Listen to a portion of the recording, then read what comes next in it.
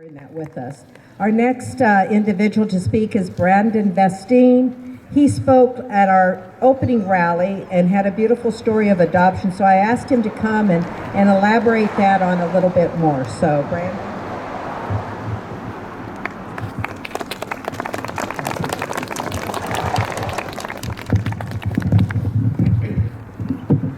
I'm not as slick. I got to read from a paper. 25 years ago, I was born in a small Texas town, a borderline backwater known as Dallas. I was adopted on the same day, although technically legally 6 months later, because my biological mother was unable to take care of me as she was younger than I am now. My biological mother became pregnant with me outside of wedlock at the age of 21.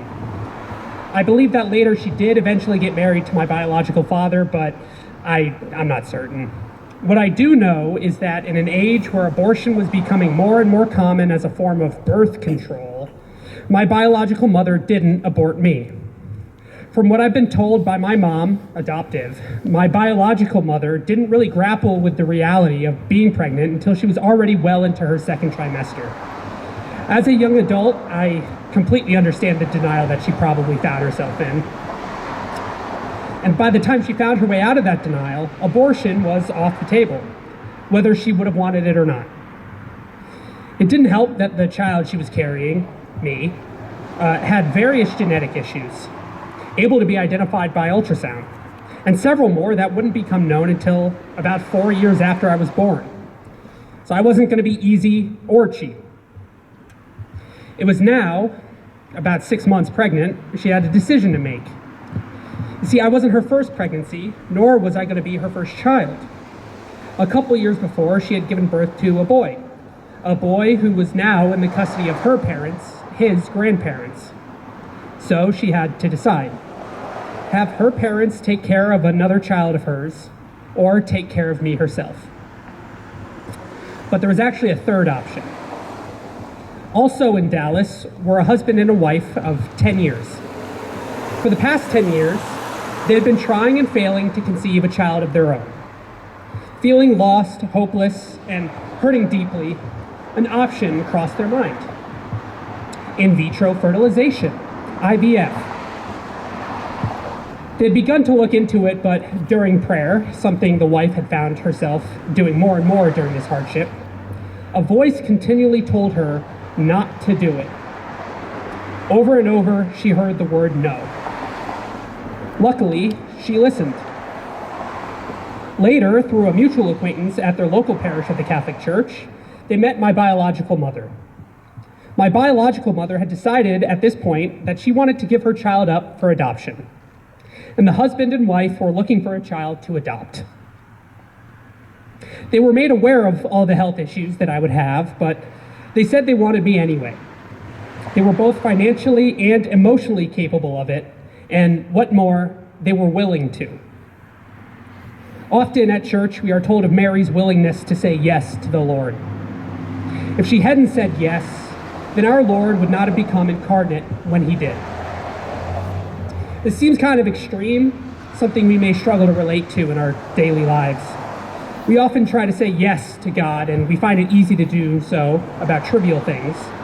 We think that, of course I would have said yes to the Lord, as Mary did. Of course. I really, really hope that I would be able to, but honestly, I don't think I would have.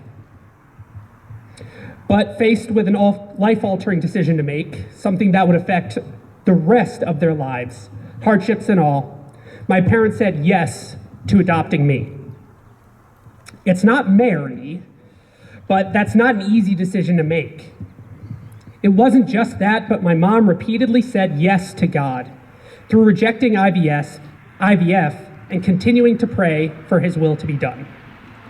And according to my mom, it looks like it was. She often says that God sent me to save her and not the other way around. I am by definition a bastard.